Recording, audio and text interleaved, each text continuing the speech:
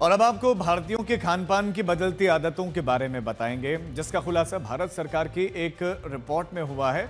इस रिपोर्ट के मुताबिक भारत के लोगों की थाली में कैलोरी की मात्रा में कमी आई है। पिछले 14 सालों में भारतीयों के भोजन में अनाज की मात्रा घटी है, जबकि मांस, मछली और अंडे की मात्रा में वृद्धि हुई है। यह रिपोर्ट राष्ट्रीय सांख्यिकी कार्यालय ने जारी की है, जो बताती है कि भारतीय अब पहले की तुलना में कम कैलोरी का सेवन कर रहे हैं। यह गिरावट ग्रामीण और शहरी दोनों ही क्षेत्रों में देखी गई है। ग्रामीण क्षेत्रों में रहने वाले व्यक्ति ने साल 2022-23 में हर दिन 2233 किलो कैलोरी का सेवन किया, जो कि साल 2023-24 में घटकर 2021 किलो कैलोरी रह गई। इसी तरह शहरी क्षेत्र में रहने वाले व्यक्ति ने साल 2022-23 में हर दिन 2250 किलो कैलोरी का सेवन किया, जो कि साल 2023-24 में घटकर 2240 किलो कैलोरी रह गया।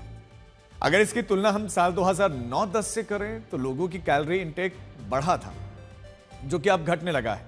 साल 2009-10 में ग्रामीण क्षेत्र के लोगों ने 2147 किलो कैलोरी का सेवन किया था, जबकि शहरी क्षेत्रों में लोगों ने 2009-10 में 2123 किलो कैलोरी का सेवन किया था। इस रिपोर्ट के अनुसार अब लोग अनाज का सेवन कम कर रहे हैं, यानी एक व्यक्ति दिन भर में अपने भोजन में जितना प्रोटीन लेता है उसमें अनाज की हिस्सेदारी कम हुई है।